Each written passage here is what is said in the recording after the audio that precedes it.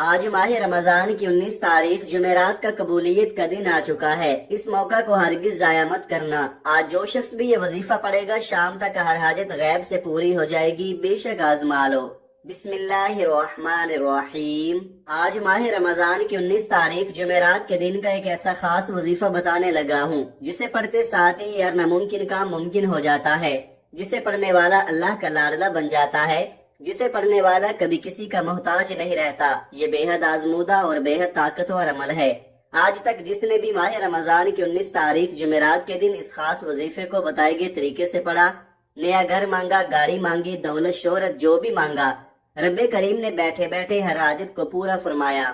ماہ رمضان کا مہینہ اسلامی سال کا 9واں مہینہ ہے۔ اس مہینے کو رحمتوں برکتوں کا مہینہ کہا جاتا ہے، اور یہ مہینہ اپنی رحمتوں برکتوں کے ساتھ جاری و ساری ہے۔ اور دیکھتے ہی دیکھتے آج ماہ رمضان کی 19 تاریخ جمعرات کا دن آ چکا ہے۔ جو لوگ ابھی تک اس مہینے کو لاپرواہی میں گزار رہے ہیں، ان سے میری ہاتھ جوڑ کر گزارش ہے کہ آج ماہ رمضان کی 19 تاریخ جمعرات کے دن اس وظیفے کو بتائے گئے طریقے سے پڑھ لو۔ آپ کی تمام نحوستیں پریشانیاں گھر سے باہر نکل جائیں گی، گھر سے بے سکونی ختم ہو جائے گی۔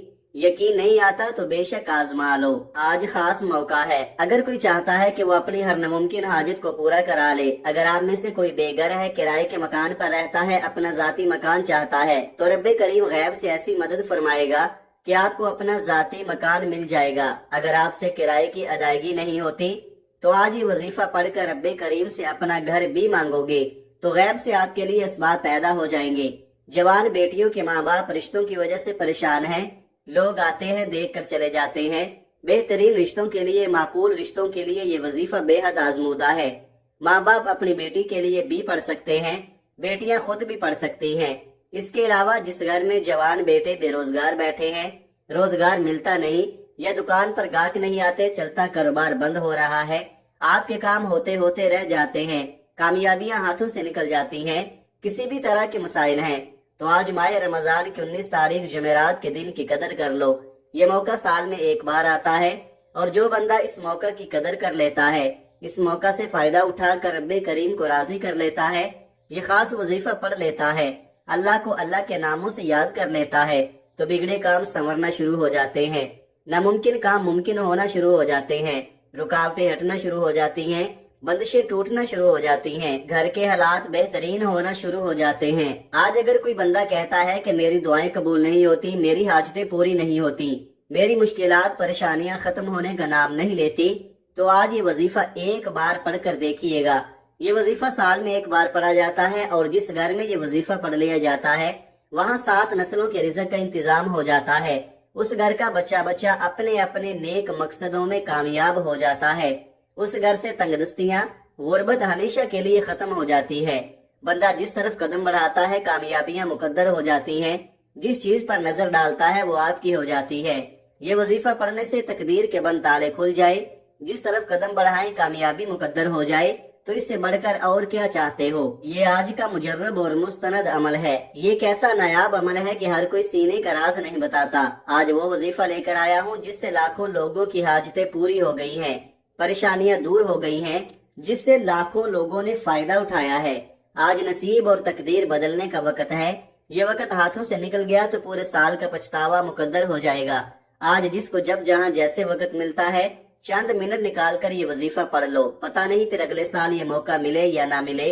اللہ پاک نے آج وہ قبولیت کی گھڑیاں آپ کو عطا فرمائی ہیں کہ آپ نے آج بتائے گئے طریقے اور ترتیب سے یہ وظیفہ پڑھنا ہے۔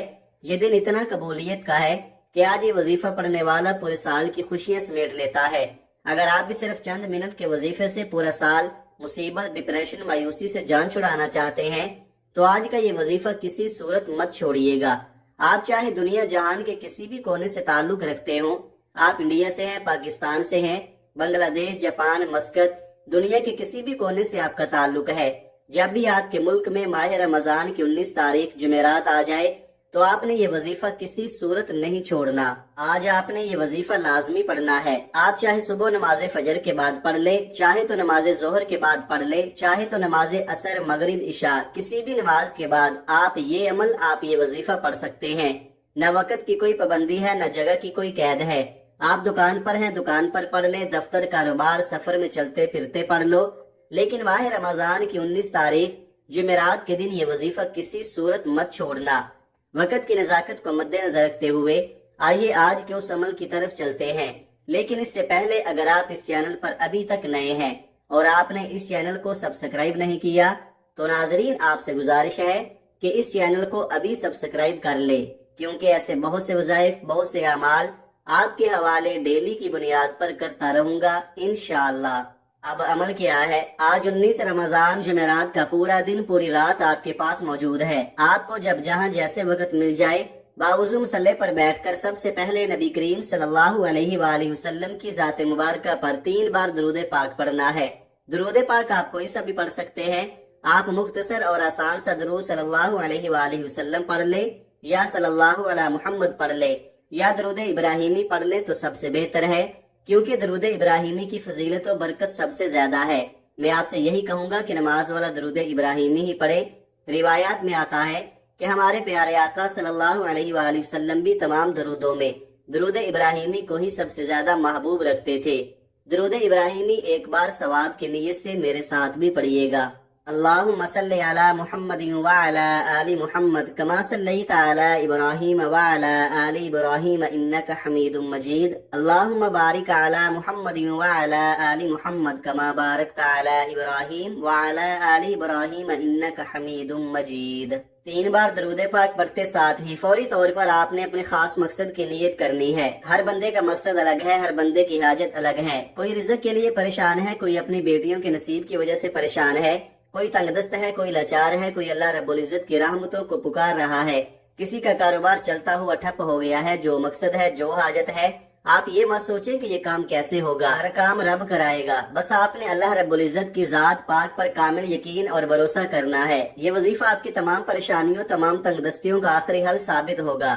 آپ نے اپنے خاص مقصد کو ذہن میں رکھتے ہوئے فوری طور پر ایک بار اعوذ باللہ من الشیطان الرجیم بسم اللہ الرحمن الرحیم پڑھ کر وظیفے کا آغاز کرنا ہے۔ اور سب سے پہلے نمبر پر جو وظیفہ آپ نے پڑھنا ہے وہ وظیفہ اللہ رب العزت کا صفاتی نام ہے۔ وہ صفاتی نام یا عزیزو ہے۔ آپ نے یا عزیزو کو پڑھنا ہے۔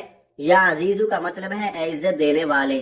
آپ نے دیکھا ہوگا کہ بہت سے لوگ عزت کے محتاج رہتے ہیں، ان کے پاس پیسہ تو بہت ہے، دولت شہرت سب کچھ ہے، لیکن عزت نہیں، لوگ ان کی عزت نہیں کرتے۔ تو آج یا عزیزو پڑھنے سے ہر بندہ آپ کی عزت کرے گا، احترام کی نظر سے دیکھے گا۔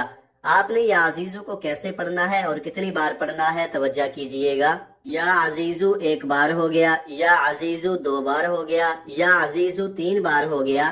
اس طرح سے آپ یا عزیزو کو ہاتھ کی انگلیوں پر پڑھ لیں یا تسبیح کے دانوں پر پڑھ لیں۔ آپ نے صرف 11 بار پڑھنا ہے۔ یاد رکھیے گا یہ رب کعبہ کا صفاتی نام ہے۔ اس نام کو پڑھتے دوران آپ کے دل میں جو بھی حاجات ہیں، آپ کسی کو اپنے قابو میں کرنا چاہتے ہیں، کسی کے دل میں اپنی محبت پیدا کرنا چاہتے ہیں، کسی کو اپنا بنانا چاہتے ہیں، کسی کو اپنے نقش قدم پر چلانا چاہتے ہیں، تو یا عزیزو کو صرف 11 بار پڑھ لے۔ یا عزیزو پڑھ کر آپ اللہ پاک سے مدد طلب کریں گے تو اس بندے کے دل میں محبت پیدا ہو جائے گی۔ صرف 11 بار یا عزیزو پڑھنا ہے۔ اس کے بعد فوری طور پر دوسرے نمبر پر جو وظیفہ پڑھنا ہے وہ وظیفہ قرآن سورت کا وظیفہ ہے۔ یہ اللہ پاک کی لاڈلی اور بہت ہی پیاری سورت ہے۔ اس سورت کو دولت کا خزانہ بھی کہا جاتا ہے، اور یہ قرآن سورت سورہ کوثر ہے۔ سورہ کوثر رزق اور دولت کا سرچشمہ ہے۔ جن کے کاروبار چلتے چلتے بند ہو رہے ہیں، جن کے گھروں میں بے روزگاری ہے، بندشیں ہیں، تنگ دستیاں ہیں، پریشانیاں ہیں، رکاوٹیں ہیں، مسائل ہیں کہ ختم ہونے کا نام ہی نہیں لے رہے، وہ آج سورہ کوثر کو بتائے گئے طریقے اور ترتیب سے پڑھ کر دیکھے۔ آپ رب کریم سے 70 کروڑ بھی مانگو گے تو رب کی ذات آپ کے مقدر میں لکھ دے گی۔ جس کو یقین نہیں آتا وہ ایک بار یہ وظیفہ بتائے گئے طریقے سے پڑھ کر دیکھیے گا۔ رب کریم نے چاہا تو اتنا ملے گا، اتنا پیسہ ملے گا کہ آپ کی 7 نسلوں تک کافی ہوگا۔ سورہ کوثر کی تلاوت سماعت فرما لے۔